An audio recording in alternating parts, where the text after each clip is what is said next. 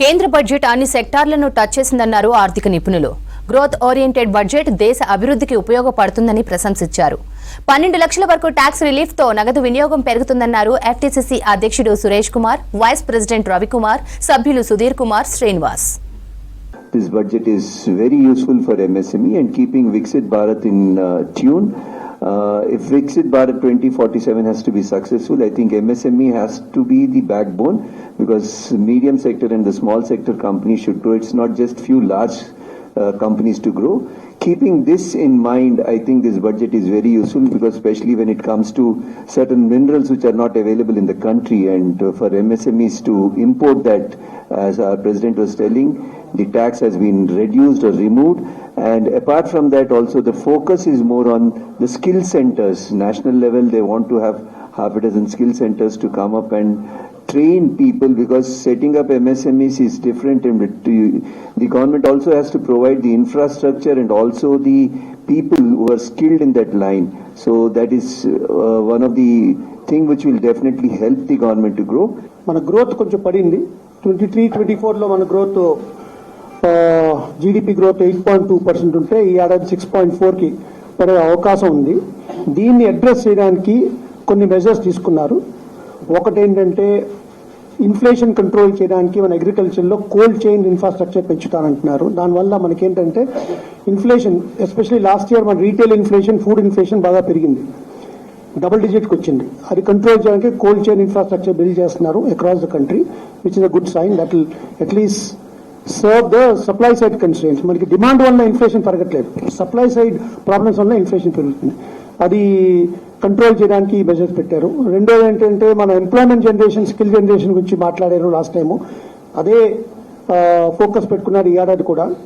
Generally మన employment చూసుకుంటే 3 industrial sectors high labour intensive. ఒకటేమో టెక్స్టైల్స్, రెండేమో లెదర్, మూడేమో ఫుడ్ ప్రాసెసింగ్, ఫుడ్ అవన్నీ, ఫిష్ అవనండి. ఈ 3 సెక్టర్కి చాలా కస్టమ్స్ డ్యూటీ రేషనలైజేషన్ అవనండి, లేకపోతే ఫండ్స్ క్రియేట్ చేయడం అండి.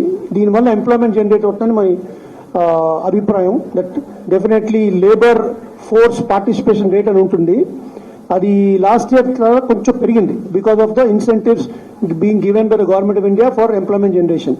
అది లాస్ట్ బడ్జెట్లో చెప్పారు. అది పెరిగింది. దాన్ని కంటిన్యూటీతో ఈ 3 సెక్టర్కి కొంచెం ఫోకస్ ఇచ్చారు. మూడోదేమో ఇన్ఫ్రాస్ట్రక్చర్ స్పెండింగ్ అండి. ఇన్ఫ్రాస్ట్రక్చర్ అన్నప్పుడు ఫిజికల్ ఇన్ఫ్రాస్ట్రక్చర్ అవనివ్వండి, డిజిటల్ ఇన్ఫ్రాస్ట్రక్చర్ అవనివ్వండి, ఈ రెండింటికి ఫోకస్ పెట్టారు. అది మన లాస్ట్ ఎయిర్పోర్ట్స్కి ఈసారి ఫోకస్ ఇచ్చారు, లాస్ట్ టైం పోర్ట్స్కి ఇచ్చారు అండ్ రోడ్స్కి ఇచ్చారు. అలాగే ఈసారి digital infrastructure across the country, whether it is for startups అవనివ్వండి, లేకపోతే మీ ఫార్మర్స్ కానివ్వండి, ఒక robust infrastructure, digital infrastructure create చేస్తున్నారు. మన funding of infrastructure spend was 1.6% in 2019. అది ప్రతి ఏడాది పెంచి లాస్ట్ ఇయర్ 3.6% పెట్టారు. ఈ ఏడాది ఇంకా ఫిగర్స్ రివీల్ చేయలేదు, మనకు తెలుస్తుంది. సో కన్సిస్టెంట్లీ ఇన్ఫ్రాస్ట్రక్చర్ స్పెండింగ్ పెరగడం వల్ల మనకి డెఫినెట్లీ ఫ్యూచర్ బాగుంటుంది. ఇప్పుడు ప్రస్తుతం జీడిపి పెరగకపోయినా నెక్స్ట్ 4-5 ఇయర్స్లో ద ఫ్రేమ్ వర్క్ వల్ల బాగా పెరుగుతుంది మా అభిప్రాయం. ఈ యూనియన్ బడ్జెట్ ఏదైతే ప్రవేశపెట్టారో ఓవరాల్ గా మీరు చూసుకుంటే అన్ని సెక్టర్స్ టచ్ చేశారు.